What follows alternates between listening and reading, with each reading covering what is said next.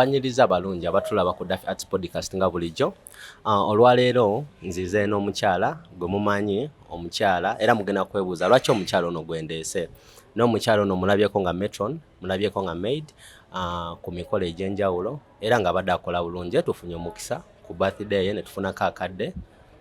Tulina ebibuuzo bye njagala omubuuzako bitonotono, tetugenda kulwawo, kagenda kubeera very short and brief ne tulina ensonga ze tugenda okwogerako entonotono. Mukyala Kalo, nga nsanyusa okulaba. Kale, so how are you, Duffy? I'm very fine. How about you? I'm okay. You good? No. Happy birthday. Happy birthday, you too. Oh, I didn't know. Happy birthday, boy. I know Mukamba. Happy birthday. Okay.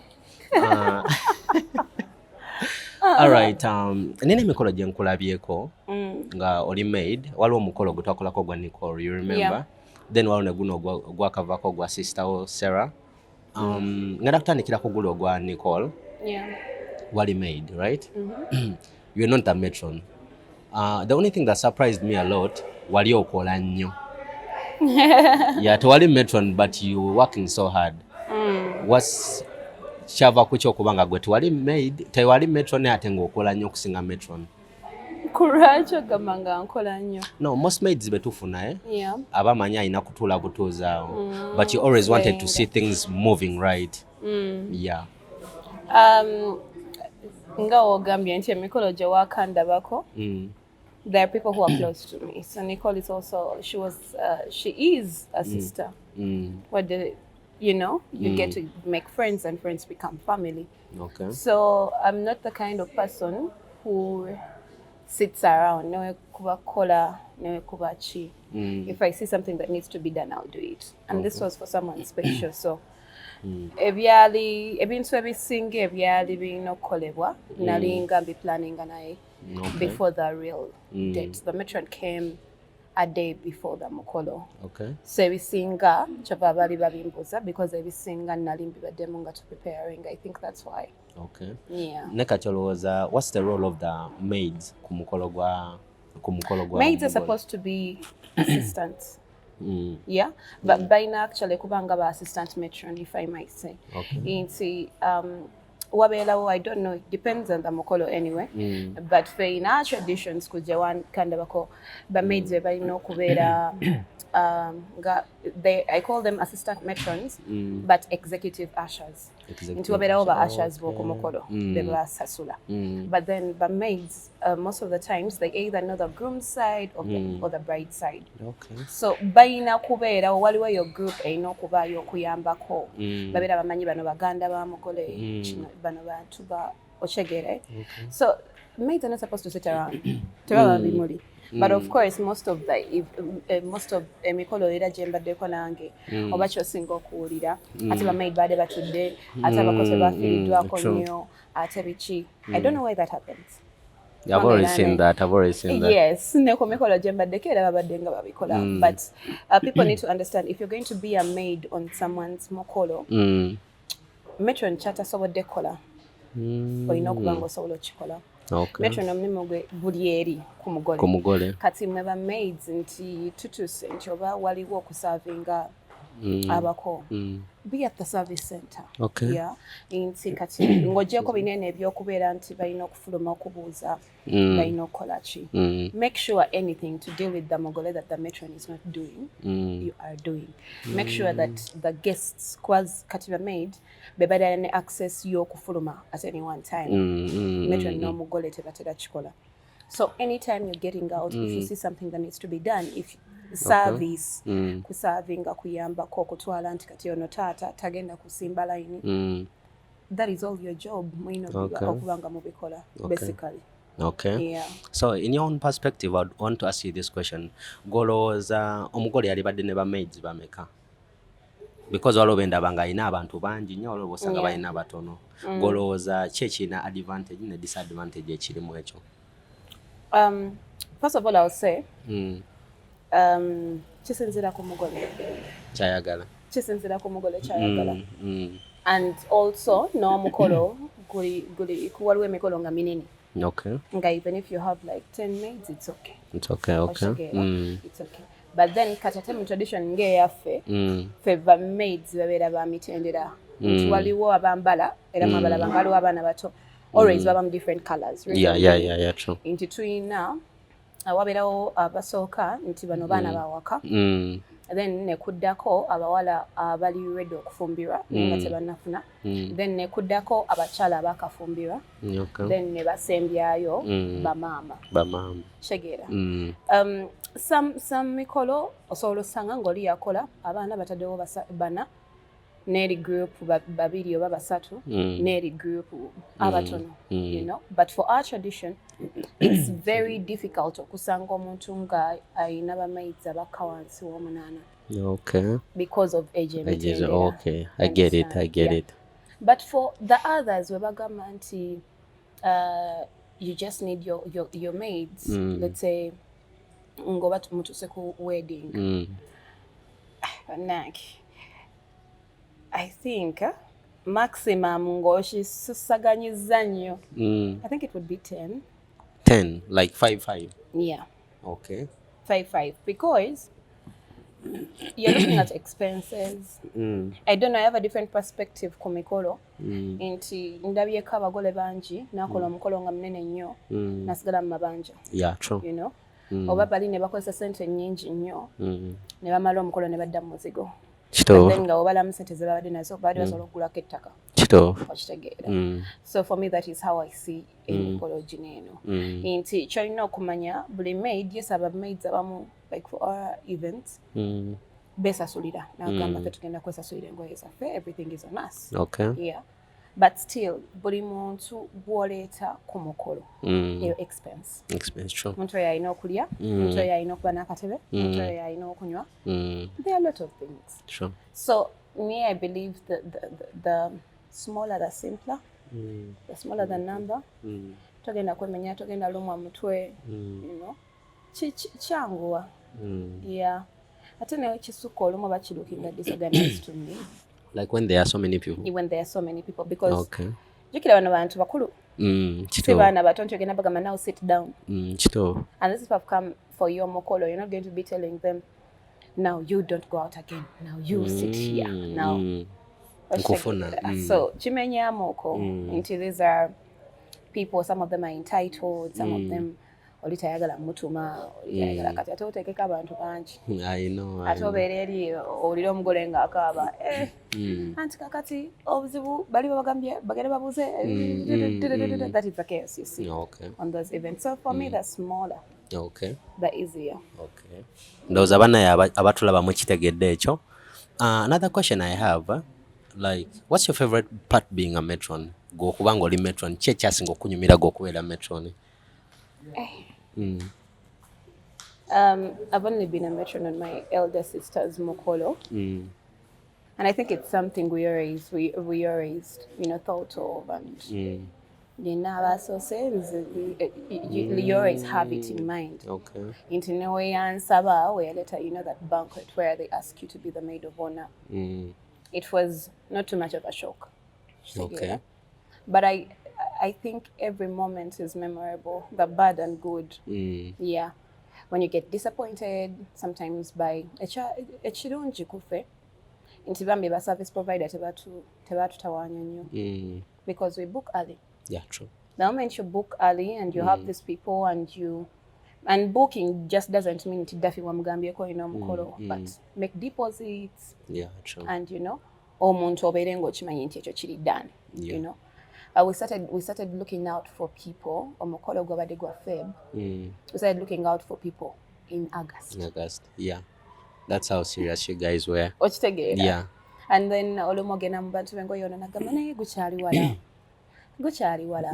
That's what you keep thinking. Not until otuse ku last week of Jan. Ngola omukolo gusembedde. Nga kuliko owemmere atannamanya menu ye. Awo otandikira okutuyana. So to save yourself all that, you do things earlier. That is what I believe. So the moment nga zaali nyingi anti kati jukira byaffe byali introduction yali lwakuno nawetawo olunaku netugenda ku mbaga. So which was the best? I think I had like 4 prime moments. We did a prayer in the morning of both mornings of the for kuhinjira kuhinjira and the wedding. Mukuita kuhinjira. Yeah. Kufata irembo. That is Kufata irembo. Okay. And that is the introduction and the prayers for the wedding. It was beautiful. We shared, you know, those emotions that come in without even you saying something. Those prayers when they were in and you're holding hands and you know you're praying about everything, that is a special moment. Yeah, true. And I believe to every matron out there, may omugole ayinza obutakirowooza at that point because alowooza ku bintu bingi, but secure time, take everybody out, leave only a few people, maximum 5 people, mufukamire n'omugole musabe because ebintu biba bingi mu mikolo. Wow, that's deep. Yeah. Get time, even if it is just 5 minutes.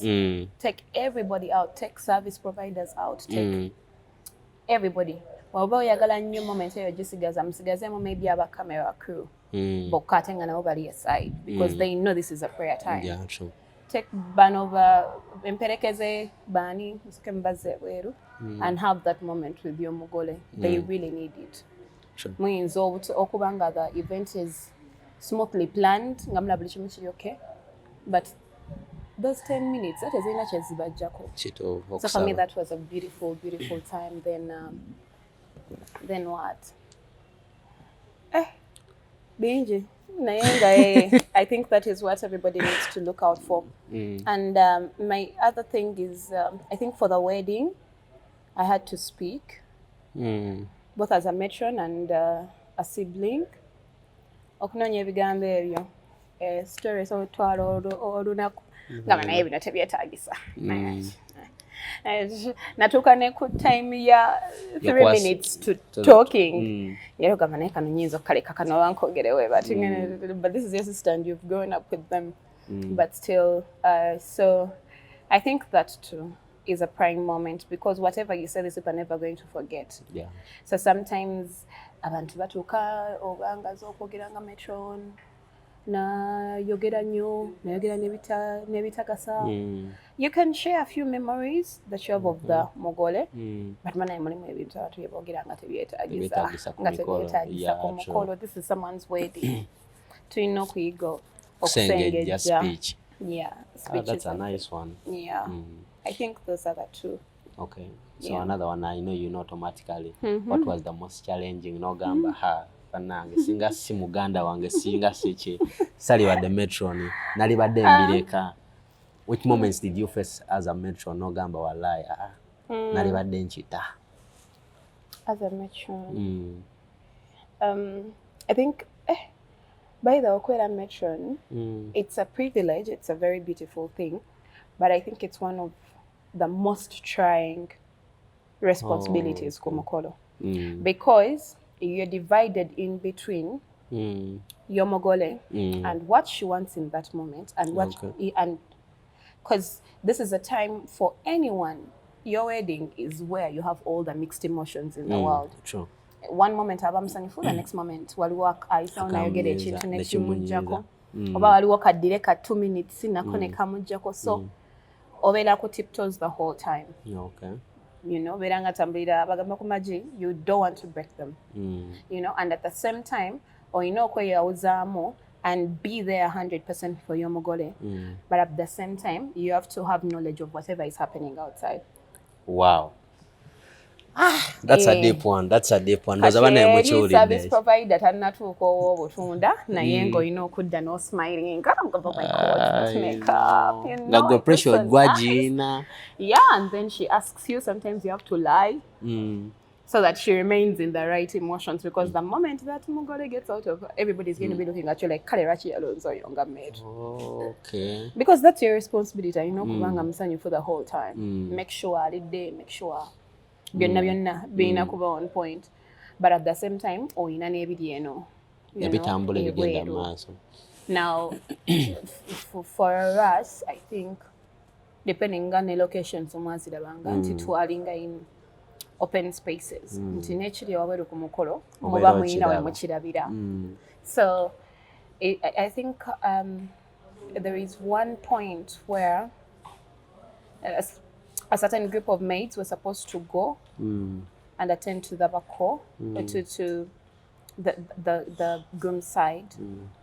Nga bana bali mu selfies. Yes, jajja naye ng'omugole ambuuza. Baliwa. Eri sibalabayo. Naye ng'omanyi we bali. N'ofuluma n'obagambako ate bantu bakulu tosobola baboggolera tosobola bayongesa.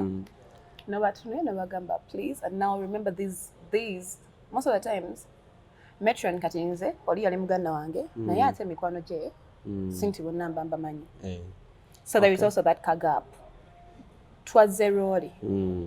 You understand? Twas a role, so you don't just malaga come out and tell us to do anything. Okay. Kati oli metu. Atabakazi mulina mu ekibeera. Oyina okugamba ba maid ekintu. Ate oyina okukipackaging obulungi basobola okukikolerawo. But at the same time oyina okumakinga sure oddayo ew'omugole ng'omulaga nti everything is sorted, whether it's sorted or not, so that she stays in. Actually, I think abagole bandibadde nga babateekanga Masaka munda mu kyalo ng'omukolo guli wali eri mu city. So that nawe mumulimba ebintu abatabimanyi. Kati emikolo gyaffe omugole abeera n'akadinisa waalingiriza. Ngalaba bikigenda mu maaso. Buli kigenda mu maaso ng'akiraba. That is weeyuzaamu nga bisatu. Buli kintu kye beetaaga okumanya ku mugole oba kye baagala obuuza omugole bagenda yita mu gwe Matron. Naye kennyini kyalina okutuma abantu akigamba ggwe. But at the same time, wofuluma ani gwoleseewo. That matrons should also take note. How do you live in the bride's room? Okay. When you're going out to do anything, maybe to pick something or to do what? Because ebintu ebimu nali nino byekolera. Nawe gaba boto y'amazzi nga nino gyefunira nga ndi sure wa wenjeje. You don't just malaga let people, you know. And omulimu gwa matron gutandika. It's supposed to start a month or two before the mukolo. Okay. You guys need to start talking. Nchimanyi mubeera munyumya buli lunaku, but mwina okwogera. This is your mukolo. Are you prepared? Make sure that your mugole is prepared. So kati gwe mubeerako all the time okulaba nti. Yes, you have to. Matron ali responsible. Ba matron abamu omugole atuuka ne ku lunaku lwa wedding nga teyakoze honeymoon shopping. Okay. Ebyo byonna bya matron. Oyina okumakinga sure nti 2 days before the mukolo a honeymoon bag is packed. Okay. Na buli kye yeetaaga. That is why edda ba matron babanga bakyala bafumbo kubanga bayakiyitamu amanyi buli kimu ekibeerawo ku mbaga ekyali ku mbaga yekyatandyagadde muntu mulala ayitemu. That is why I think we bakikolanga we batyo, but you need to be there for your mugole the whole time. Kati olina okwesalamu nate kati gwe nga mate tolina kunyiiga. Nango oyina waviirako. Anti kuba ngamba no wobeere wa mugole oyina kubeera musanyufu nnyo. Okay. Nnyo. W'omaliriza funa omuntu gwolekayo galirayo omugole wo fuluma ebweru yomba mwekube omale weetereze okakkane breathe in breathe out okole 5 minute exercise calm down go back. That's a good one. Akobaka bawadde magezi ga bwerere. Obanga tesobola ng'onyiiga mangu ekyameetu kite. Kito. Nina ekintu kye nalaba ku mukolo gwammwe kye nayagala. I remember I talked to Sarah. Then after talking to Sarah, nampa omuntu agenda okunkwasaganya. Like nenekanga nakiraba wa decoration alina gwayogera naye tayogera na mugole directly. Nagenda okwekanga buli service provider naye gwayogera naye nenga si mugole. Omugole talina stress takwasaganya transaction takola idea mwagijjawa era mwava kuchokola ekintu bwekito because I saw it was a good idea. Yaletera omukolo gwa mugole kubanga talina pressure and everything moved on smoothly. Yeah, omugole you how did we even do that? I think it is something everybody should try out. Chemanyi in all the circles mwina okubamu omuntu gwe mwesiga. Yeah. For us omuntu gwe twabakwasa ye yali treasurer ne mu meetings. Kati most of the times your treasurer abeera wa meetings. Yenyini mumukwate. Ajja kola accountability dafina mu decent bweziti munina mu decent bweziti.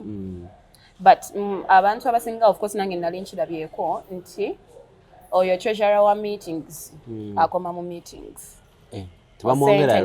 sente ne baziwa omugole kyovala muyomba nnyo n'abagole ate omugole alina okusasula ate bamuyingiza eri kukyusa ate biki ate she has to go for honeymoon ate mukyamubanja ate bamukubira amasimu tegaliiko. I don't think it's supposed to be like that. Fe nga bwe tukimanyi treasurer omulimu gwe guggwa omukolo guwedde nga buli omu service provider asasuddwa nga buli kimu kize we kirina okubeera. Treasurer omulimu gwe guggwerayo, not just for the meetings and everything. So for us it was just kyali kirina okuba weekityo and everything moved on smoothly. Exactly, nti buli omu yasasula nga we yali alina okusasula and you round up everything easily. Naye abagole baffe oba just kubanga nti Bina trust issues, you can call them trust issues, and you can't really blame them. Omuntu asitula ekisawo bannange n'abulawo nakyo you know. So I think every bride, every couple should have that one person nga mwasobola omwesiga okukwata sente ze musonda nti twatuka mu kiseera nze nga eba nsindikira sente I send the money to Kim.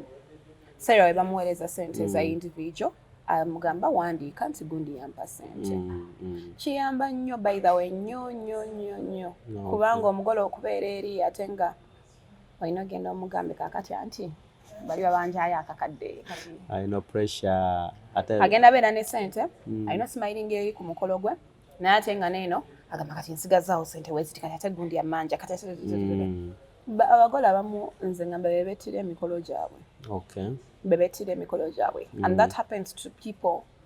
I think newe tuba mu mirimu egya bulijjo nga si mikolo gwe nobeera boss nga you can't delegate people to do something. True. Delegating people is something very big. So if you can't delegate people to do something, you're always going to have ogenda beera ku pressure tosobola kwebaka bulungi because yakutte mu sente. Just teach people how to do the things you do. Tebagenda kubbako abamu babikola n'omuyigiriza ate n'atwala business. But I believe doing good always comes back in one way or another. Sinyigira abantu ankuba enjawulo nekikuluma nogamba naye akasente kange kale yambirinze bwati yayongeddemu emitwalo 3 kiruma. But what enakyakola I've lived to, God has given me time and I've lived to learn. Abantu ne bakulyaza amaanya batya. Goodness always comes back in its own way. That is what I know. All right. It does. Recently I did a video nga eyogera ku ddogo mu mikolo and that video surprisingly negenda viral. Mu experience yamwe mu mikolo gyamwe egy'Ekyenyarwanda ebyo bintu gye biraba tebiriyo eby'eddogo. Waliwo, do you believe that waliwo ebifo ebitali mu Katonda? I do. 100% I do. Ewa. Naffe mwennyini osobola okuba nga tokkiriza nti olina Katonda. Abandi bano ba atheists. Ngovudde ogamba mu kifo oba mu muntu? No, do you believe there is anywhere on this planet Earth that God isn't? God is everywhere. N'eddogo kyekimu. Eddogo liri buli wamu. Bagamba buli awali ekintu ekirungi there is an opportunity for something bad to happen. Okay. Or the more you laugh, like also the mere fact that you can laugh means there can be a time when you can cry. Yeah, true. Right? There is nothing like laughing forever without pausing. Yeah, that's true. So buli awantu awali ekintu ekirungi there is always sinti kijjabawo, but there is always an opportunity for something bad to happen. So when you get to understand that, omanya bumanyi ky'olina okukola, no matter the religion of someone, no matter enzikiriza gy'alina oba beliefs z'alina ku mikolo, you know, ebintu bya Mukama oba oli mu religion ki olina just kwekwata mu Katondawo. Ekyo kyemmanyi. Okay. Because I can't say personal experience, but osobola obeera wanene nga wali olidde ku ddogo naye nga gwe tokimanyi kituufu nga terina kye lyakukola ate nga yali yakipanga ng'ali eyo munyiivu nnyo nga yeewuunya lwaki tekyakola kyago ne gwe baaloga gwe tokimanyi nti baakuloga. Exactly, nga naye tomanyi nakumanya nti baakuloga nga teri kyakutuukako kibi. naye nga ye ali eri ate nga alina abalala beyakola the same thing ate bo nekibayisa bubi. You understand? So I think it's just about knowing your God in whatever religion. Omuntu mulokole oba musiraamu oba ki. You just have to know your God. Choba nkugambye, that prayer. It's very key. It's very key. At the beginning, nga mwakazuukuka. Musobola osaba because abantu abato tebanaba kujja. For us we have mitendera gyaffe nga mwakazuukuka. You guys have to pray before anybody starts knocking in. Okay. We had to pray. Then I think oba mwatulaba then abantu bonna nga bali set nga omugole agenda kwambala. We prayed. Then I think I told you, like when I called you guys when our dad came in, I believe nze nakikolanga nze because that is what I had prepared for my mugole, but I think maybe matrons out there mwandibadde mukikola omugole wo aba ne bazadde be, find a time awo nga ayambala oba whatever bamusabirako sooka obbeeyo bazadde be oba aliwo omu oba babiri oba abantu abamukuzizza babbeeyo mama ne taata bateeke mu karuumu ako bamuweeyo essaala nga tannafuluma. Yeah, that moment was really emotional. Yeah. I saw her crying, Bambi. That moment was really emotional. So for us, we had waliwo yasooka okujja, that is like her papa, like mbeererawo daddy waatali eyo mu mirimu gy'atambulira and what not. Era ye yali chairman wa meetings zaffe. You understand? So yali alina okujja. Then she broke down. And then netumuwoyawoya ne mugamba sorry oyo muleese naye kati weetegeke kubanga ne daddy ngena muleeta. Naye najja ne waba mukutteko obukwasi kati twabaffe daddy, my dad isn't someone who balaga nti nsaba nnyo era ndowooza mwamulaba yajja kasita yamukwatako, that is enough. Buli muzadde alina engeri gy'awaamu emikisa gye. Sure. But it's not really a prayer, it's like a blessing. A blessing. Before this mogole walks out there. Because the moment she walks out of that room, she's going to walk out as a different person. Sure. Nti atandise olugendo olw'okufuuka Mrs. So for the matrons, prepare that time. Okay. Any close person gwomanyi omugole tekyetaagisa nti ayingire nti bamala essaawa nga basaba, no. Just a simple blessing. Me, I believe it works wonders. Era things ye yaŋŋamba actually after we were talking and she was like, you girl, I thought about it and those moments were really beautiful. Kati ye nga zajjukira mu mukolo gwe gwonna. Wow. You don't know what those moments did for me. Nti yagenda okufuluma nga alina a totally different courage from what she actually anticipated to have. So you can do those things. Eddogo lyajja eriri lwaki ŋŋamba nti mulina okukola ebyo ebintu lwaki mbi breaking it down. Reason being nti you can only try to be too careful. Omuntu olaba abantu babeera n'amaka nga kuliko bafandi nga kuliko biki era bulijjo babayingirira ne bababba naye ng'ogezezzaako okwekuuma. You know?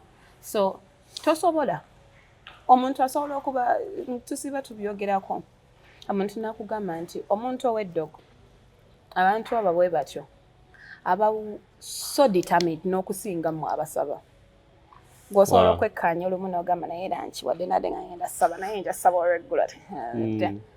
Leero enjala ennumyemu bannange kale luno olunaku kanusazeemu okusiiba nja kusiiba olulala. Naye oli omuntu oyo amugambye tonywa amazzi mpaka Sande tajjaganywa. Abantu abo babeera ne determination ey'amaanyi. You've seen them till they risk n'ayingira mu kifo n'akola ekintu nga singa tewabaddewo kamera oba singa tewabaddewo omuntu alina spiritual eye nga tebandirabye kyakoze. But omuntu wabeera ne courage situka n'akwata nti oba kintu nti kino nina kiteeka mu lugoye lwa gundi nti oba nina kiyisa ku mugole n'afulu n'ava gy'avudde n'asula ng'akimanya enkya ku makya nina okukola kino omugole yakolebwa ati. Kati gwe ki ekikugaana mazima ddala okufunayo ka time n'osaba ng'oli yakusulidde.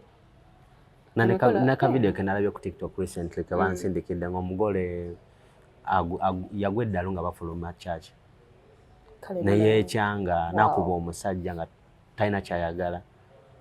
Kyo kye nagambye nti as a matron beware of bani abayingira mu room y'omugole. Engoye z'omugole zaasuzeewa.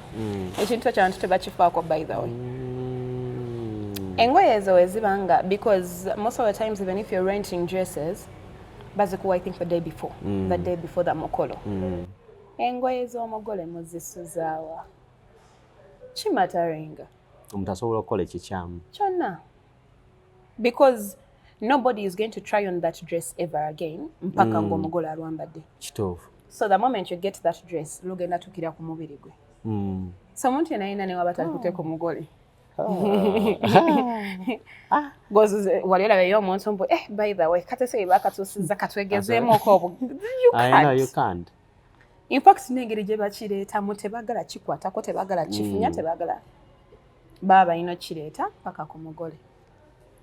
Yagenda balina bye bataddemu babikwata. Anti kati awo kiba kikutteyo bulungi. Kiba kyanoze nga kiba kyaboobedde nga kyasuze overnight. That's a good one actually. But that's kirowoozangako. Yeah, so you need to know engoye z'omugole wo gye zisuze ne kumakya ziriwa. Okay. Ani azikutteko. That is why I advise abagole bakozesa nnyo those bridal services. Most of the times I think ennaku zino bakikola baba bakuwa olugoye ne bakuweerako n'agenda okwambaza bla bla bla bla. But still gyasuze wabanga yasuze n'engoye. Because these girls bajja kwambaza mugole. Nze nsobola oyingirayo nenkwata ne ku lugoye nga talina kyasobola kunkola. Yes, wazze kwambaza naye oli muntu waffe. Muganda wange atagenda kuŋŋaana oddukwatako. Tusobola mugaana. Okitegeera. Mama w'omugole ayingidde senga w'omugole azze kulaba ku lugoye ng'omugamba nnyabo tolukwatako. Wabeerawo nako ka respect oli muntu mukulu bannanga ayingidde. Onaamugaana okyalaba ku lugoye lwa mwala we. Okitegeera. So bameetu nze ngamba at one point or the other olina okuwungamuko weefuula atategeera. Because abo abantu basenga simanyi naavudde mu kyalo azze akonkonya omugole akola makeup ate consequence gye mulabeko. You've all come bano batudde eri buli omu making sure atudde eri omugole amalirize afulume emikolo giggwe. I think the only contact you can't avoid is omugole nga amaze ofuluma bagenda muwazi hug bagenda kola biki. But do your job mpaka woolaba nti kati wano sisobola ki stoppinga. I'm getting your point. You understand? But oli Matron omugole alikola makeup senga we nakachacha ayingidde aleese ebintu bye bana ngena kuletedde ne ku kano kaleeko. Oli metu otudde tofa bulabi. Because senga ayingidde muba mukyali awo zwi n'owegindi naye n'ayingira. That room y'omugole abantu abayingiramu balina kuba babale. Kyova nkugamba nti metu waliwo wootuuka neweewunza omugamba lindaako katono aggalireyo. Metu wavanga ku mukolo nga teri amunyiigidde manyo yetabadde metu. Manyo abadde metu metu alina okwewunzaamu alina okunyiiza ku bantu protecting omugole to protect, because that is your job. That is literally your job. If you don't protect her at that point, who is going to do it? Sure. I'm getting your point. That's why you're the maid of honor. You have that responsibility. Baba kuwaddaga amayinja oko protecting omuntu. Okay. Okitegeera. Olaba ne waba mukulembeze wagwanga tobalaba bulijjo nti anko we naave ne babula omukuba amasasi. Nga anko. Kito. Kujjako nga yabagambye oyo mumuleka ayitewo. Kitegeera. As I said, you need to be in very good communication with your mugole. Okay. Nomanya who they are okay having in and who they aren't. Metu ku wedding day ku didde olina okubeera ne yes and no. If it's a yes, it's a yes. If it's a no, it's a no. Tuuza wansi omugole wo omugambe, you know what? Yes, I know you want this right now, but if we do it like this and like this and like this, kiyinza okutabukamu ate wekiti ne wekiti ne wekiti. Wagaana. Kite. Okay. But try your best. if you're a matron and you live a mukolo nga you don't have this I did my best. Ekijja kijja naye nze ebyange nabikoze. Nze n'oba tolina kyokoze. Olina okubaako abakukyawa. Olina okubaako abagamba kale nze kyaŋŋaana. Naye meetu ng'oyagala omugole akwagale ate ne bali bakwagale. You are team her. You are team her from the start. From the start. Oba agambye njagala kulya kikajjo, twagala kikajjo. Your team her from the start. Okay. Olina kuba ku side ye ne wabanga bye yakoze bikyamu. Ngaba naye owaayi. Nga bagamba anti kati twakoze tewali kyakola kati tugende n'ekiriwo. Omukolo we guli gwe omugambanga naye maada. Lwaki wakola ekisirungu ebyo. Kitegeera bibeere bya after naye nga kakaseera you're supposed to be a solution person. Kino kyayononese tuzaawo ki. Totandika te kujja wa mugole. Kale nno nsanze eri simanyi emmere eyiise. Those you have to be a solution person. A solution person. All the way. Todda mu biboozi bannange kati tugenda kukola tutya. You're wasting time. Time is money. Omukolo ogwo ogulaba kasita gusimbula nti papa kati gutandise dijja ataddeyo enguliko. Teri kuyizikiza paka. Tewabaawo budde. Kituufu. Tewabaawo budde. Nti kino tekiriiwo, so what can we do? Can we get another one? If we can't, what can we do to improvise? Those should be the questions. Ekyo bwe kiba kigaanya asobola okugenda nga takirina oba tuyiye ekintu ekirala what can be done. Ate ne bammeetu, matrons should always get their right hand person. Oyo gwe nagambye nti wemba nfuluma ndeseeyaani. Kati nkomyewo wano tewali mazzi, amazima gali nti tewali mazzi. Waliwo wootuuka nga ebintu ebimu olina obyekwatiramu. Oyo right hand person woyo agenda olinnya booda adduka aleete kye weetaaga. Bannange ate ng'obubadde olina bungi. Kubanga kati by'olina okukola. Oyinza ogamba akabeera matron ku mikolo nga emikolo kikumi. Oyiga, you learn on the job. Wow, that's interesting. Actually, kyate mbadde sikimanyi. Memmetu abeerako ne mmetu we. Atali wa kipande nga ye just nga mubeera ku kido wano. Ku kido. Kituufu. Kubanga mmetu togenda kubeera awo nga babatuusizza okufuluma ate gw'ogamba alina okwambaza omugole ate nange ensibaako. Ng'omugole tannaggwa. Ate jjukira omugole waggwa buli omu aba amaze. Kituufu. Omugole wamala okwambala nga mmetu tonnayambala oba olinda ki? Oba tolina kyogamba ggwanga. Oba tolina kyogamba ggwanga. Mmetu olina okuba nga wamaze dda kati mmetu alina okubaako n'ekidoowe. Wali wonna omugamba kati anti giwunye. Teyalabiseeko. Linnya booda kwata. Tuneebala ne treasurer. Obadduke wa treasurer kuwoyo weeziti kubanga bano baagisudde nga bajja emmotoka egende. Things happen. I know. Waliwo ebintu ebituukawo ng'otobirowoolezangako naddala kutuukawo. I know, true. Kitegeera naliko ku mukolo essimu y'omugole ne bagibba. Awo bino mutuuse. Ne babba essimu y'omugole. Ba maid ne bajja omubuuzaako. Agenda omugole ng'asaba essimu. Kasiriyo. I was actually a wedding planner on that one. I had come to check on the mugole because I do wedding planning. Come to check on the mugole. Matron Nanzi balina ngamba amazima gali nti essimu muno teriimu mugambye nginoonya naye amazima gali nti bibaddewo naye kati teriiwo naye ngenze erimu olumu y'abamaidi buli omu yeekaza mutannagirabako obwedda tugikubako eyitamu naye kati bagiggyeko ate nga mu nju temuli musajja yina. Kubanga ne bamaidi betulonda munnange. Don't think everybody is happy for you. Buli omu alina ate n'emizeegye. Buli omu alina emizeegye kayinza okutuukako olwo nga just kakukwonoonera oba ogenda kukola ki kati ffe kukukyala emmotoka y'omugole emmotoka ya Sarah by the way. We parked outside because we were using the compound for the mukolo. And I remember I'd gone to I think buy drinks or something nenkomawo nensangawo abantu nga babiri awo wabweru. I'm like, okay, what is going on? Kumacha. Nga bagole tebannajja. Kumacha. Nga bali basize ndabiramu yemabega. Ne basikamu ebintu. Naye bamukache bankamba. Nga mwakazuku ka that prayer really helps. Ajja kunyumizaako. Kata tugweri tuzirike. Nembasangawo ne batugamba bulungi.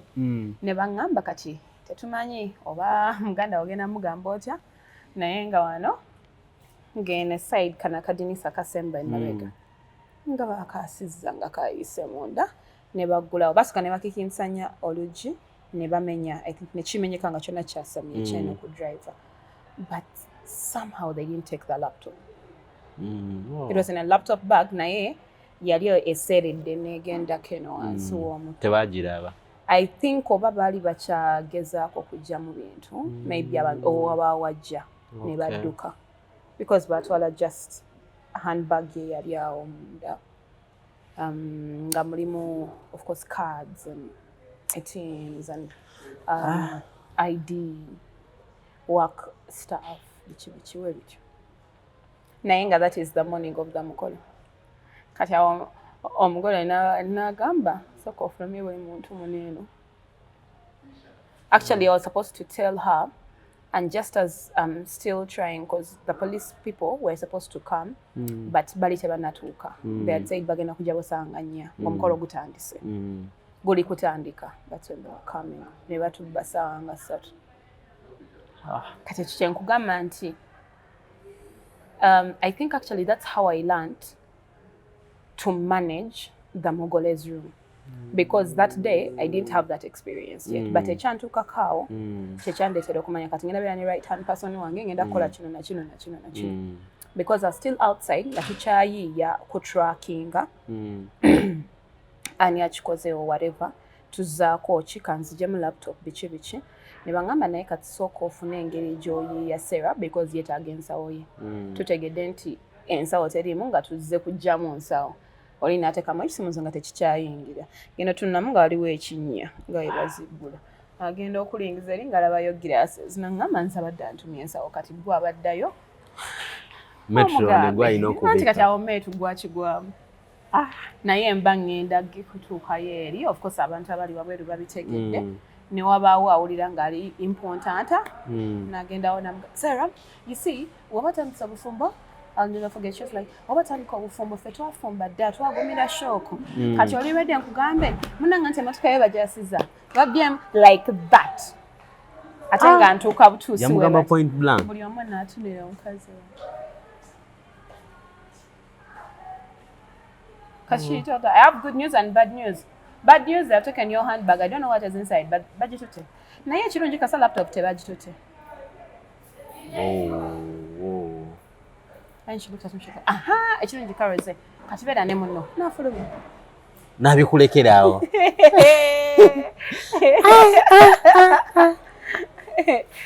Ati gwamanyi kyozzaawo. Gwamanyi. Ye amaze okyabya. Nali mmanyi bino, now you're going to go inside until I think we have an issue, but you need to keep calm, biki. Nga njiya bye ngenda tandika, mga natuuka eringa olya. Nza kati mugambe kwa mwena mbadde mukyekunyaazi. I'm like, tamanyi badde njabalekedde. Oh. Hey. So that is why I'm telling you, Manange, ebintu ebimu ye. But you never know. Maybe that was just a test. Inti Charlie Chino, should I say? Or God has his reasons why he lets some things happen, man. Yeah, sure. Tough situations make you stronger. That's what I believe. Acha kyatuwa okuyiga, kyatuwa bingi. Yeah, ebyatutaasa nti mu biseera eby'omu maaso. Events enneneko ezaatuukira, at least you know we what are to more do armed. exactly. Okay. So, kyekyo. Kati nga tuwumba. Yes, like, what advice can you give to the brides before you leave? Soko obawo ku magezi because kati at least olinamuka experience. What can I say? Abisinga ndowooza mbyogedde our brides ekisookerwako delegation. You can't do everything. You can never do everything. Nkimanyi mubeera ne I want this to be like this, I want this to be like this. But by the time you sit down and say so-and-so is going to be my matron, it's because you trust them to execute for you the way you would want, right? So learn to let things go and be happy because this is your day. It can never come back. It is not going to come back. Learn to be happy for your day. Learn to let responsibilities be. Don't try to be in everything. I know mubamo kalika iga chakula chechiganye kale haumbadde nsobola okwekolerawo kati abantu abali hands on tulina obuzibu obwo, but for that day it's not going to happen again. That beautiful moment is not going to happen again. So just breathe. Because osanga omugole neyetakako stress zateetaaga. Olya pressure nezimukuba. Nazirikira ku mukolo. Nazirikira ku mukolo ne muwayiriza eddogo kyokka nga omugole yabyereetedde. So just learn to be happy. What else? You can never know everything. You can't. You can't know everything. You can't. Shagera, you can never know everything. You have to let people help you. You have to let people help you. Wotachikola ogenda kowa omukolo tegugenda kunyumira ate ogenda kola ne decisions enkyamu just because nze sasiga waba chikola those things just let responsibilities be. Enjoy your day. Chekirala. What can I say? Waliwo abagole sikajanjo baba kayita batya. You're here, bali kukolako ate oyagala ofulumeko because waliwo atuuse ate bakwene essimu we snapping at the same time werabidde okukubira gondi kati ate nina n'okupostinga byonna nga gwabikola byonna ng'oyagala obikola omulundi gumu. You know, byonna ng'oyagala obikola omulundi gumu. It's not worth it, I believe. But for any future mugole, including myself, the only advice I can give you akasembayo is don't count your eggs before they are hatched. Don't count your eggs before they are hatched. Oyinza okubeera n'amagye 10 n'obala nti ogenda kufuna obwana 10. Okay. N'onyumiza ekyalo kyonna kyonna nti nze by next week ndaba n'obwana 10. Let's learn to tame our tongues. Ennimi zaffe zinene olumu ze zituleeterawo ebizibu ne mwekwasa abalogo naye ng'ate gwayabawa ebintu by'okukola ki gwayabawa ebyokukozesa. You understand? People cannot gw'olwesanzeko omuntu ng'ali awalana n'ekisenge ng'akikuba ojjako nga mulalu otegeera era alina kulwana na muntu ekito omuntu wajja nakuba ekikondo ekisooka n'ekyokubiri nga tomuddiza nga omutunuulidde ajja kwejjako yekka. You understand? But we are the ones abawa abantu ebyokukozesa okutukola ebibi. Omukolo tegunnatuuka obyasanguza obinyumiza nakiddewo obinyumiza weegundi onyumiza all for what? Nekaro kati omukolo gujja kuba tegunnaba nakutuuka nga bukaadi bwasomye dda social media yonna. Nga gwaziba batulinde tujja biteesako. Kozesa ki? Agambye ki? Tujja biteesako tulaba batulagambe tetulagamba. Baani? Until you want to start. Just ngambyeko bugambi. Feibe bitono. Yeah. Because twogera nnyo ebintu kiringa abantu bye babasiiba nga bagamba nti oli akafuna olubuto natandika okugamba buli omu wekuvaamu. I know. Ogenda kuddayo ogenda ogambe buli omu nti munnanga nti olubuto lwe nakugamba anti kati lwavuddemu ogenda bibagamba. You know, ne mu Bible mwekiri, let's learn to tame our tongues because success esobola okubeera cut short not because waliwo omulogo yagikuttemu but because you spoke too soon. Okay. Nga tonaba kugenda. Like abagole bakola nnyo bridal parties. Yeah. Bridal parties nungi oba nkyamu okuyita abantu abo bonna abantu nga bangi. What kind of advice would you give them? Should they basigale nga bakola bridal parties oba bazikendeezemu oba bayita abantu abatono? Bridal showers. Yeah, bridal showers. Every celebration is a good thing. Execution is the problem. Okay. Execution is the problem. Nekarongo oli mugezi. Ngoli mugezi. So okaddemu ako? Every celebration is a good thing. Execution is the problem. Wow. Execution je mukozesa yebaleetera obuzibu. Hey. Kasi I don't know anyway, but I have a serious problem with people forcing people to pay a certain amount of money to make something. Era nze nensanga omuntu nga muntereddewo akabbo nga musonda nga mutandise okujja abantu mu WhatsApp group mufuna atannasasula bw'ate yaleeseko kitundu bannange you'll surprise yourselves because sijalabika because you're putting you see those things abantu amu temubirowoozaako wamubanga mwemanyi mu kagrupu kammwe nga mwenna musazeewo nze ngenda leeta ssente westing mukole ekintu ekijja mu ssente ezo buli omu aveewo nga musanyufu nga talina gwe yeekokkolema nga talina gwakola ki and do something beautiful okitegeera execution really matters osanga abantu ono bamugye mu WhatsApp group kati yeetonze bamuzizaamu basobye musanvu kitundu ono alina mukaaga nze you know those things I don't know I have a serious problem with them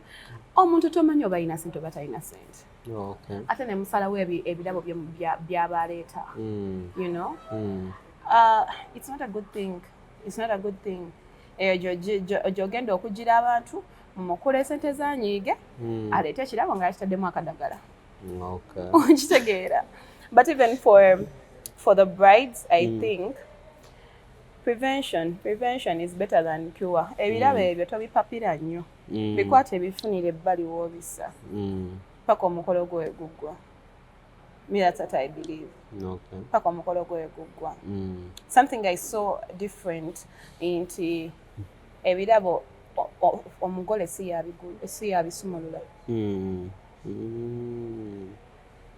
it's not good metu kala abisumulula ng'omugole waali eddagala terikwata metu teribalirye si bino bye mulaba mbu simanya bamutegegedde kali okawulire ak'omuko n'awaako best man naye nayagala nnyo omugole no I think but actually me I've seen the problem is abagole babakolera bridal shower ombaga tennatuuka ebintu obisumuludde kati yara ketwakugulira komukolo otandise okukambala mu photoshoot mwabeeretera ebizibu bannange someone you're creating the opportunity to be attacked but also it's me at the end of everything it comes back to you as a person what are your circles what are your circles that's a good one oyombera abalogo naye nga kyekiri mu circles we attract what we are that is what I want we attract what we are era omuntu nga talina mutima nga gugwo tajjalwa mu bulamu bwo ekyo kyo obanga okyegendereza people will always live noba omwagala otya alina kyakola and nekitawangaala you understand you attract what you are if it's a bridal shower our bridal shower was filled with just I don't want to say because of how we are too prayerful and what not but mwekwate katonda bannange it is I feel like it has become a struggle for people feel like sometimes prayer is a punishment are you for real yes kubanga katabera agamba wali okusaba anti abo basaba nnyo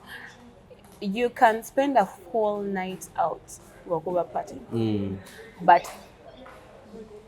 kankugambe 30 minutes of prayer ng'owulira nnyingi nnyo nange kati abo genda soka osabe okitegeera si prayers emmere zirina okwanguwa ezo so bambi temuzirwangamu ne mukama akimanyi mulina okuzanguya but the other things I mean you need to create time for yourself kyekyo kyengugamba nti even if you kiddayo ku ggwe honestly I believe if you are a prayerful person no matter oba oli musiraamu oba oli mulokole nze siyawula mu ddiini oba ki so long as weesiga katonda wo kyekyo nakugambye luli nti bridal showers are okay execution matters but it still comes back to you execution is bani abagutegese because abagutegese basobola okubeera ne good intentions but engeri gye bakikozeemu nekireetamu obuzibu or basobola okikola obulungi but abantu abayitiddwa ne muba mwayagala okukola ekintu ekibi kati when it comes to that it comes back to you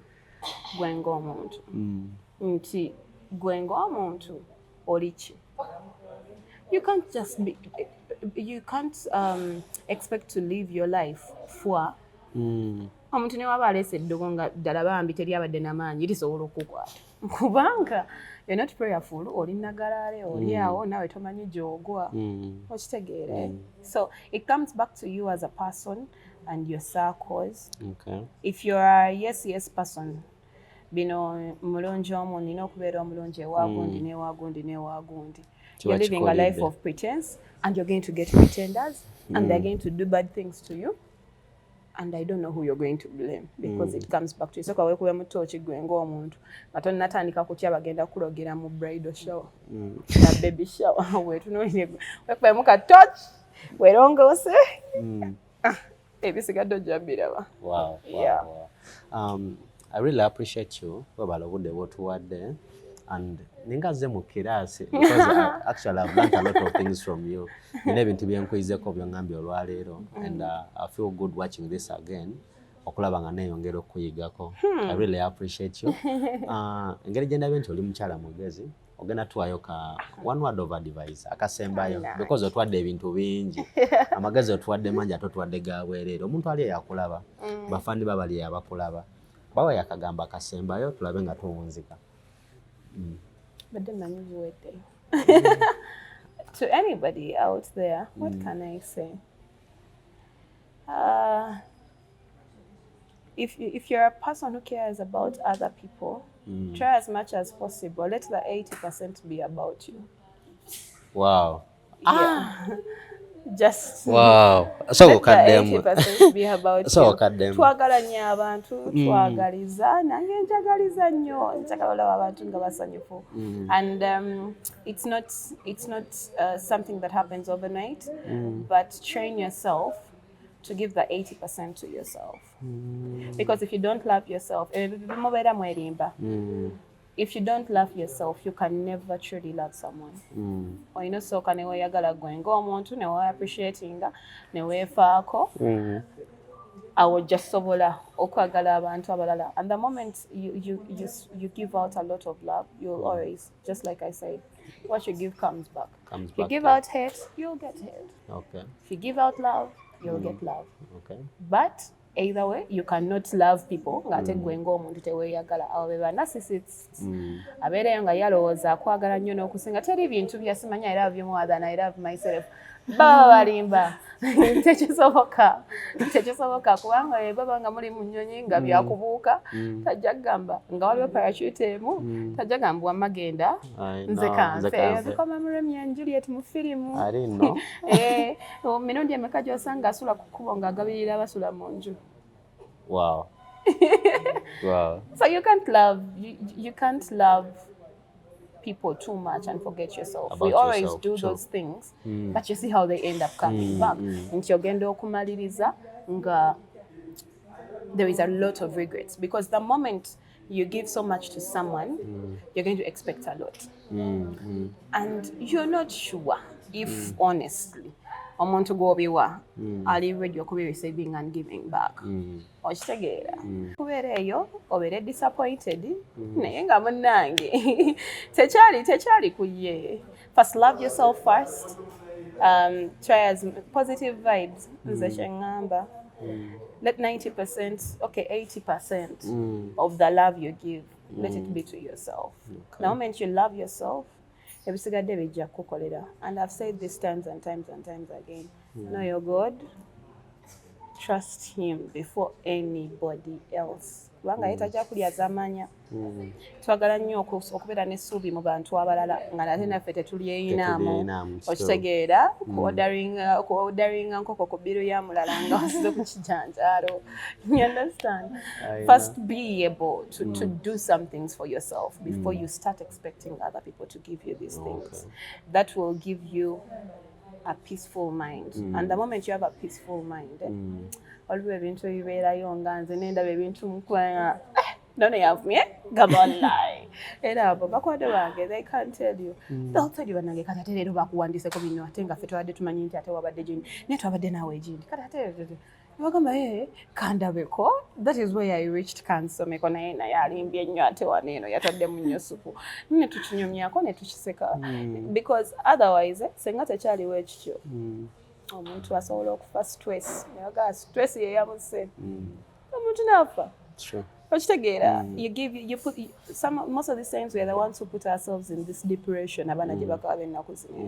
Into you're putting all your hopes in that one person, hopes that you can't even put in yourself. And then they end up not fulfilling the expectations. And then you take your life. Most times I've seen all